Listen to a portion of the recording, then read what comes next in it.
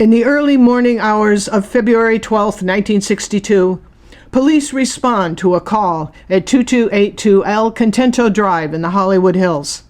A 53-year-old woman just died on the premises. The police officers enter the residence and find the beautiful woman lying unconscious on the floor. The details of her sudden death complicate quickly. Contradictory versions of events are laid out by eyewitnesses and police, and the various accounts as to what actually happened would remain a mystery. Who was this woman? To answer that question, we travel back in time to the night of November 28, 1923, to New York City, and we find ourselves in Madison Square Garden, the sports arena, which was then usually packed with rowdy boxing fans. But on that night, the venue was transformed for a gala event. The George White Orchestra performed, and the audience, dressed in evening gowns and tuxedos, awaited the entrance of silent film icon Rudolph Valentino and his 88 American Beauties. The event was billed as the Mineral Lava Beauty Pageant and drew tens of thousands of New Yorkers to watch the actor known as the Sheik crown his beauty queen. The pageant was the culmination of 88 local beauty contests held across America the previous spring. While Valentino was on strike, he and his wife, Natasha Rambova, accepted an offer to dance in city after city, promoting Mineral Lava Beauty Clay. After each of their performances, a beauty pageant was held, with Valentino choosing the city's most lovely. The following fall, those 88 local winners convened in New York, eager to win the national title of Rudolph Valentino's Beauty Queen. The winner of the Madison Square Garden pageant was Norma Niblock, a shy 15-year-old high school girl from Toronto, Ontario. To the roar of those thousands of New Yorkers, Valentino placed the crown on her head, and she took her victory promenade, posing with Valentino for now cherished photographs. Norma Niblock's fate was then touched by the hand of Rudolph Valentino, and from that moment on, her life would never be the same.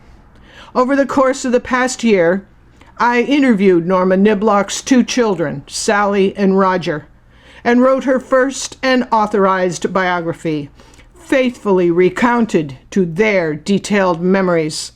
Today, Norma Niblock, the iconic, beautiful young girl at Valentino's side in those Mineral Lava Beauty pageant images. Whatever happened to her? Today, we answer the question.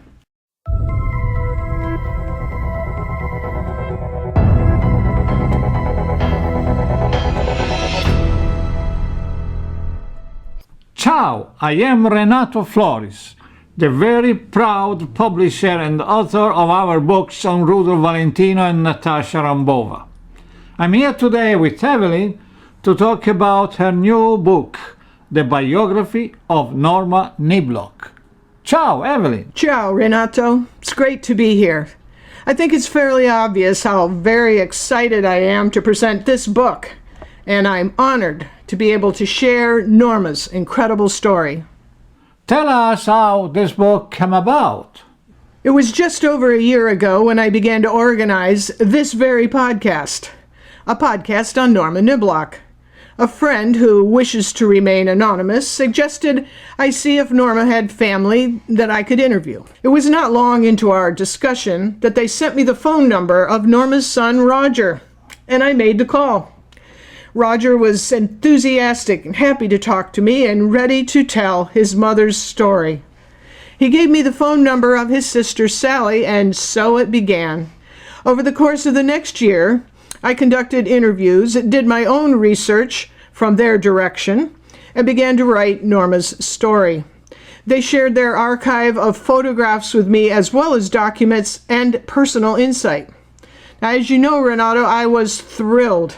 And very quickly, the original podcast went from being a podcast episode to an article to a book.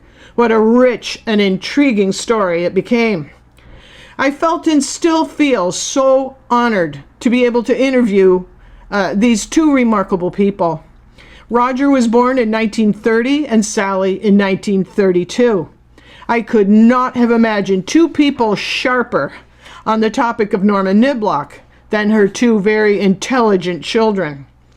In February of 2021, we met with a friend of Sally's and Roger's daughter, and they brought us scans of Norma's personal scrapbook. The scrapbook has a history all its own, and it's remarkable that it has survived, but this is 100% due to her family's responsible guardianship. They also brought Norma's actual scrapbook and an archive of her photos, which, as you know, Renato, blew me away.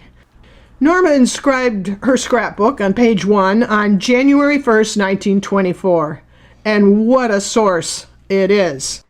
It was a dream source, I would say. Each page of the scrapbook was covered with news articles Norma saved, meticulously glued coverage, with Norma's own colored pencil illustrations. The articles covered a time frame from 1922 until about 1944. I know Norma's story developed in a surprising way.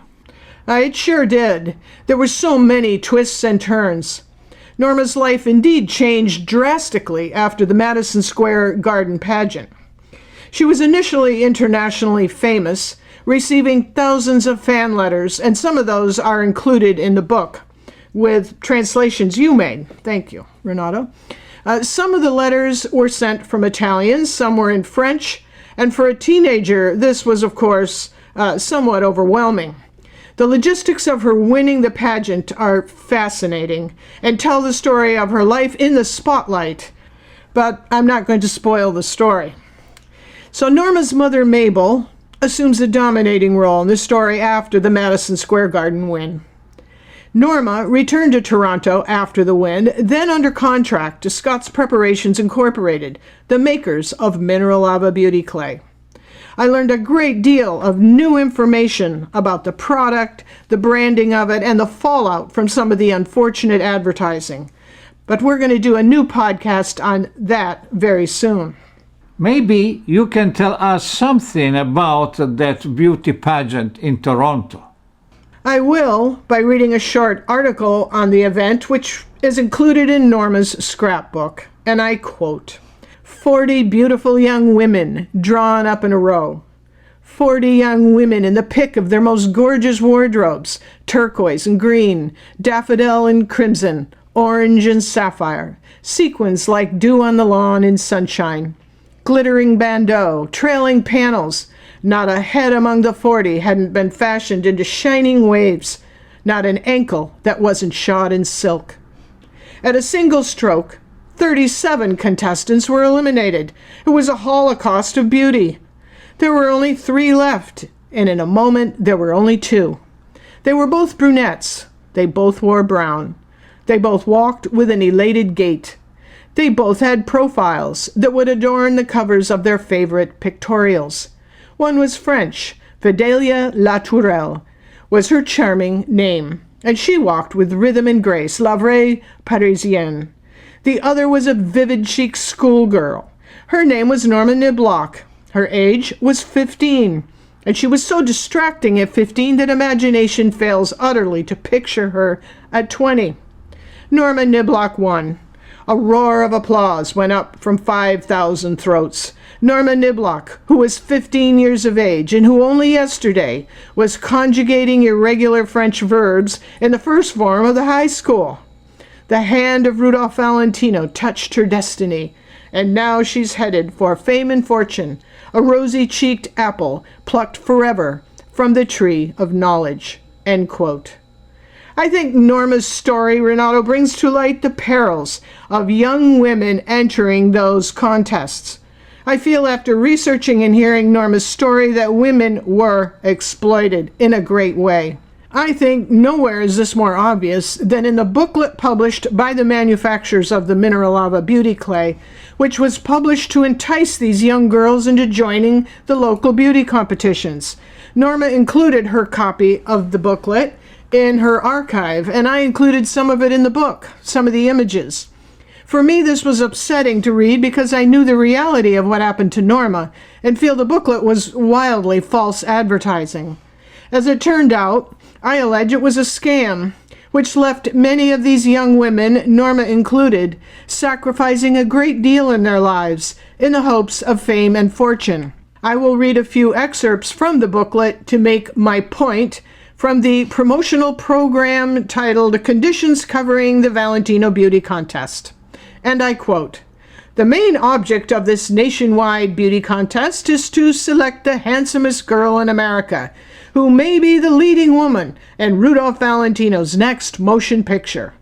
Valentino hopes lucky girl will be his leading lady in a super motion picture." And the headlines continue, and I quote, "He expects her to be the leading lady of his new super picture.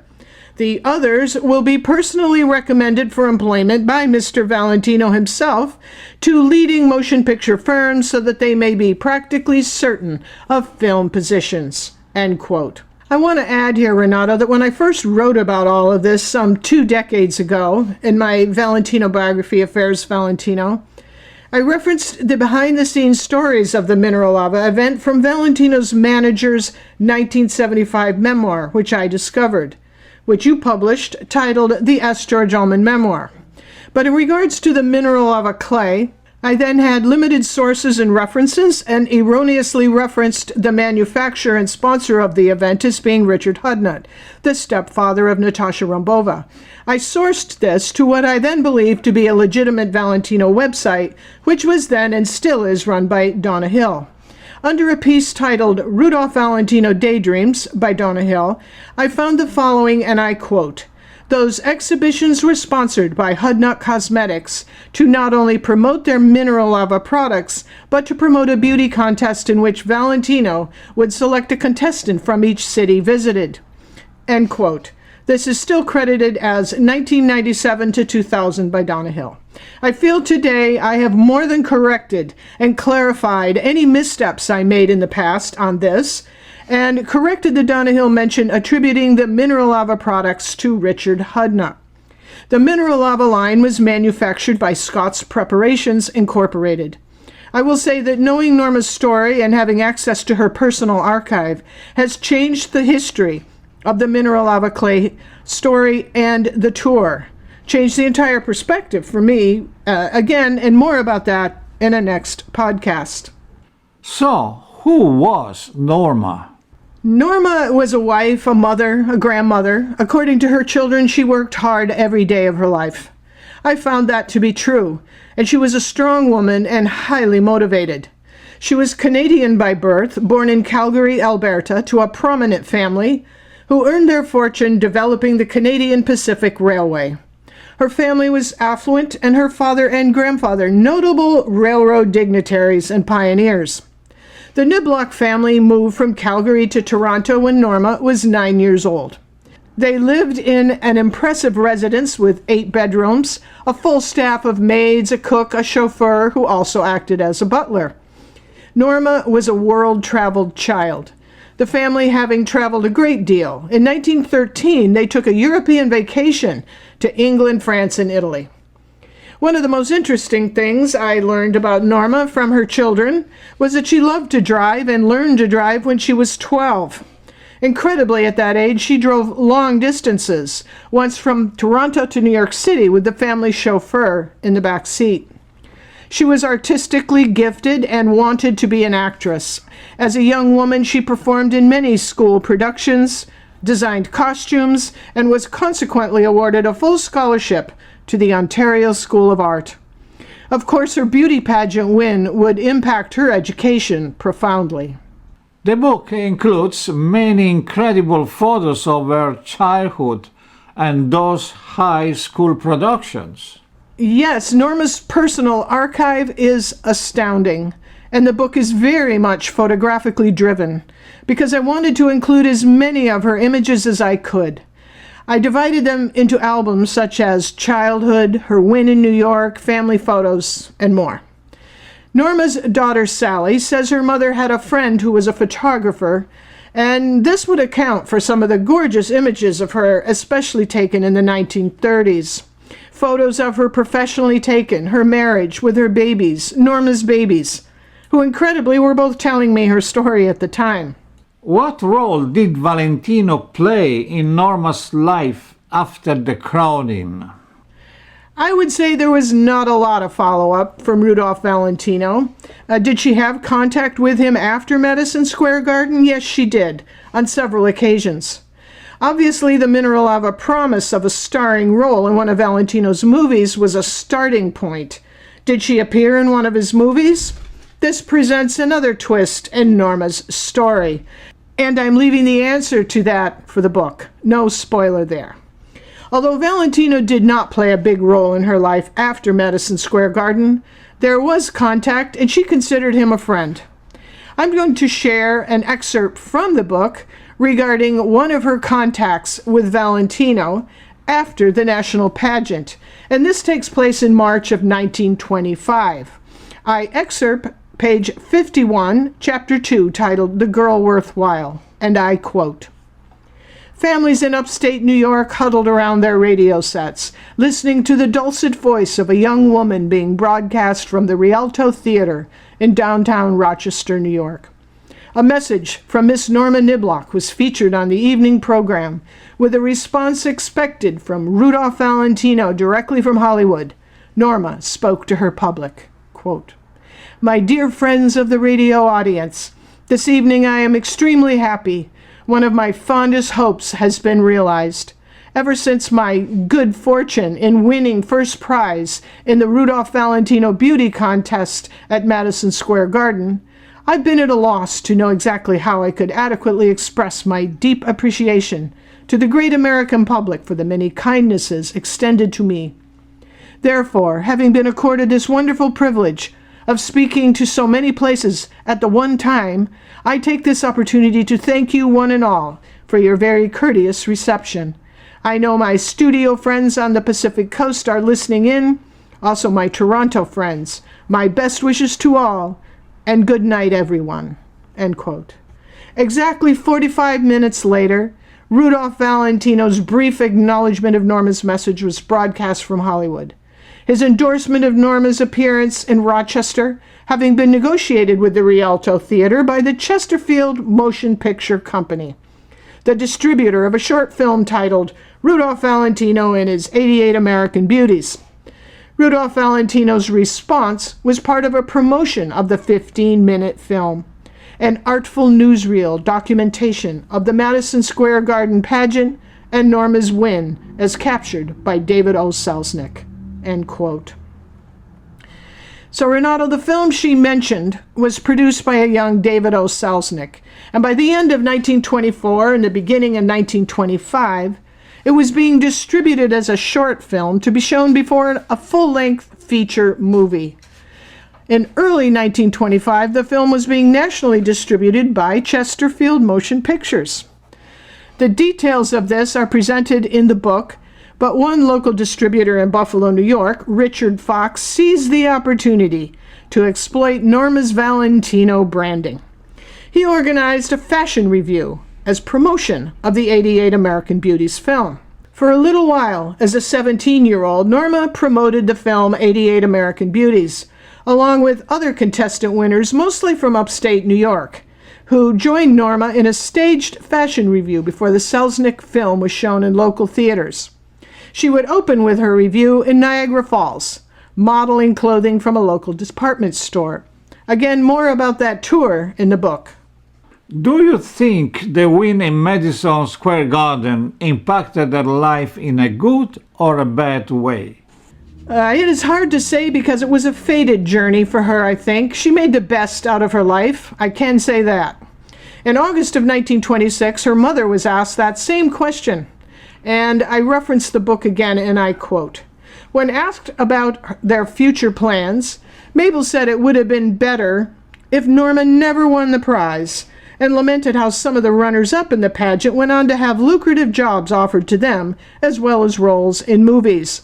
Since Norma was under contract to Scott's Preparations, she was unable to accept any job or role if the pay was not approved of by the company." End quote. Norma did not go on to have a successful screen career, but she found love and family and happiness. For me, she was a survivor and seemed to be ever creative, not only artistically, but in her life as well. This, considering she faced so many challenges in a creative way, at least until the last months of her life. So, you opened the podcast with a reference to her death. Are you going to tell us more about that? Not much more at this point, Renato. I will say that in my first interview with her son Roger, he told me his mother was murdered and her blood was drained. Sally also believed her mother was murdered. Some 60 years later, I would cast doubt on everything they believed about their mother's death. And this after delving into newspaper archives and conducting other key interviews. But it's a story best to be read in the book. I think Norma's story is one with many mysteries still to be solved, and her death is certainly a cold case, and something I will continue to pursue. There were disparate elements of her last night of life. The presence of the handsome yet troubled Beverly Hills doctor, the mansion on that steep hill, the letter from Danny Thomas, a vengeful police chief. There's many details which fall into place. I think Norma would be extremely proud of her children for their hard work on this book. Sally read the final manuscript and proofed it for accuracy a few weeks before it went to print. Norma is a beautiful book told by her children. I think it's a very rare account, and I'm very proud to publish it. To epitomize Norma, I would say she first of all looked much older than 15 in the Madison Square Garden pageant. But she was a child, a high school student, who at that tender and vulnerable age was thrown into a ring of greedy merchants. As a child and then as a woman, she put her best foot forward no matter the situation. I think she had a natural graciousness about her, something I found very likable and admirable. In the days just following her great triumph in New York, she performed as a model in the Murray Kay's department store in Toronto. She starred in the show and received rave reviews. In her archive, I found a letter written to her by the store's general manager, and I think his words reveal Norma's personality, and I quote, "Dear Miss Niblock, when you decided to appear at our store fresh from your triumph in Madison Square Gardens, we little dreamed of the enthusiasm with which the Toronto public would receive you. The success of your short visit here has been beyond anything we could have anticipated. Indeed, it was only through the kind cooperation of the Toronto Police Department that we were able to control the crowds at all. One of the pleasing features of your appearance is the delight expressed everywhere by those who had the privilege of seeing you. On every hand, we have been complimented on your great beauty and your gracious manner. We extend to you our very sincere thanks, and we shall always remember your visit with a great deal of pleasure. Sincerely yours, Murray Kay Company Limited, John Convort, General Manager." End quote. Bearing in mind Norma was 15 at the time, I think that letter stands as a testament to her character and personality. Now, one other detail about this book I want to share is the story of the pearls. And that story is exclusive to this episode. On the cover of the book, you will notice Norma is wearing a long strand of pearls. If you look a little further into the book, you'll notice she wears that strand of pearls in many of her portraits. Those pearls belong to her mother, Mabel. Now, Mabel had finery. That's a fact well documented. And Mabel's pearls were not only real pearls, but some of the finest money could then buy. Golden South Sea cultured pearls. Today, a strand like that would be worth over $100,000. Mabel kept the pearls in her safe deposit box in her later life, and when she died, Norma and her brother Victor went to the bank to retrieve the pearls. The safe deposit box was empty. Pearls were already gone. In closing today, Renato, I want to thank Sally and Roger for sharing their mother's story and for their honesty and candor. And I also want to thank Roger's daughter Janet and Sally's dear friend Linda. And a thank you to Roger's wife Marie for bearing with my many phone calls over this past year. This book is truly a collaborative effort. And for today, I say once more, Fiat Justitia, Ruat Celum. And for the good guys, arrivederci.